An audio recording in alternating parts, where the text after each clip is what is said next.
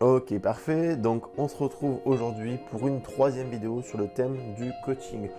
La vidéo d'aujourd'hui est une vidéo qui concerne un coaching en présentiel sur un vrai terrain de rugby et je vais vous présenter donc l'étude de cas de Mathieu, donc le contexte dans lequel on s'est rencontrés. Je devais proposer une séance de coaching à un certain joueur qui se prénomme Sylvain. Donc j'ai fait l'étude de cas précédemment sur ma chaîne, donc je te mettrai une fiche en l'écran si tu veux voir un petit peu comment s'est composée sa séance de coaching pour lui.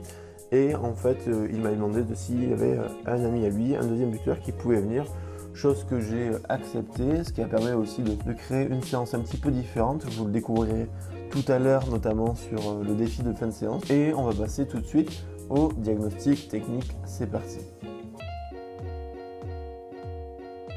Donc au niveau du diagnostic technique, c'est très simple. Ici, je vais faire un petit arrêt sur image sur la question de l'avant-frappe. On peut voir que la posture est grande, elle est ample, elle est orientée. Je ne vais pas redétailler une nouvelle fois la question de la posture du pied d'appui du bras d'appel. Je pense que vous avez compris de quoi je parle de vidéo en vidéo. Et le petit point qui posait question au niveau de la technique, c'est celui-ci, ce finish avec les jambes croisées qui laisse penser plus à un swing en C et à une jambe qui aurait a priori un petit peu de mal à passer vraiment dans l'axe de la cible, vraiment en direction des poteaux. Donc on va passer tout de suite au cœur de la séance et aux exercices spécifiques.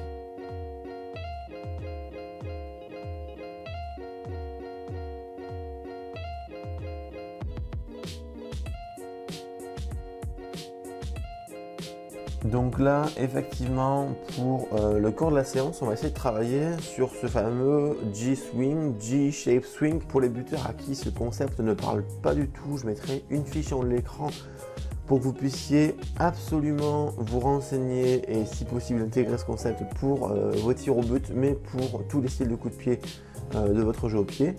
Donc on va voir tout de suite un apport visuel concret de ce que la jambe doit faire comme mouvement, la jambe de frappe.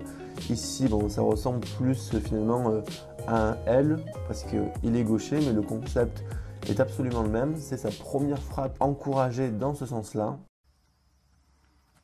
Là, on peut voir que le son de contact est loin d'être idéal, que finalement la trajectoire est pas très haute et en plus elle a un drôle d'effet à la fin.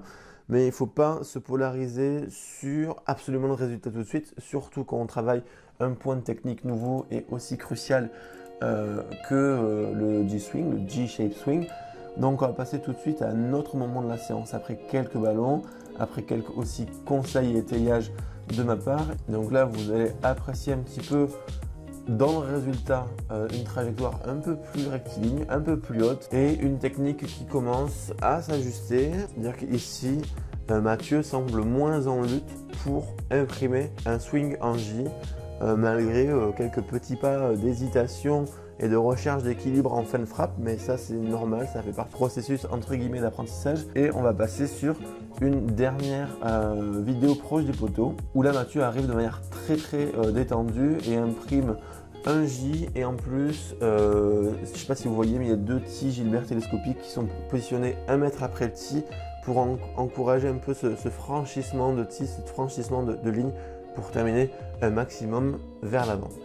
Et donc, une fois que ce G-shape est travaillé et là, finalement assez rapidement intégré dans cette séance, je garde quand même toujours un coup d'œil sur le type. Pourquoi? Parce que c'est vraiment le seul outil spécifique du buteur et un changement de type peut vraiment révolutionner une technique.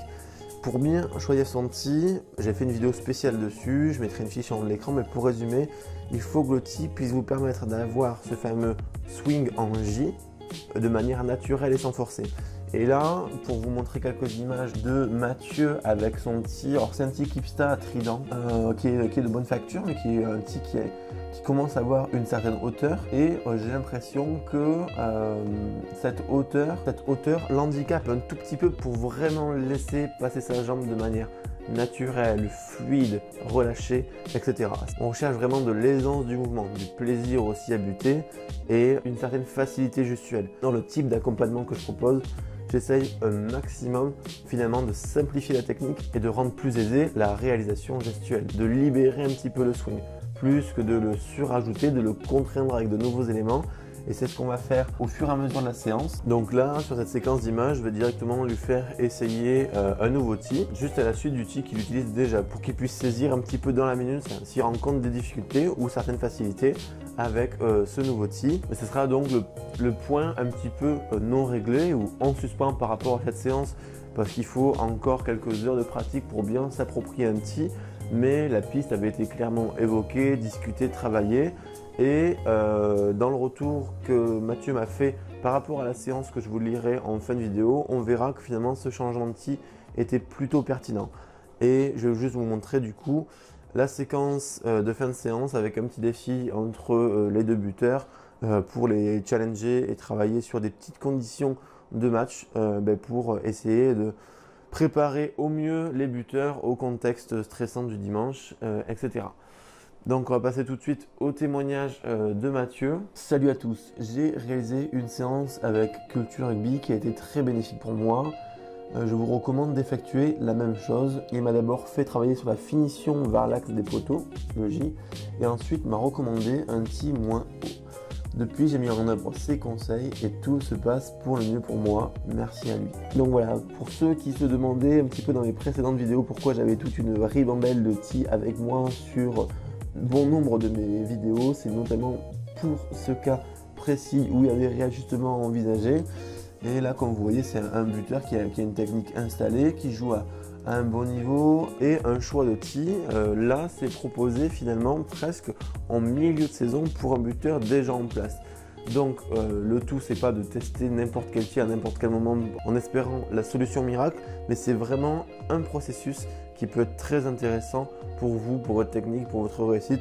Je vous remettrai le lien de la vidéo en description et une fiche en haut de l'écran vers le guide pour bien choisir son tee. Et j'espère que cette vidéo vous a plu. Surtout, pensez à vous abonner et à cliquer sur la cloche du buteur, à la cloche des notifications pour être au courant des prochaines sorties de toutes les vidéos à venir. C'était Vincent, bonne séance, ciao!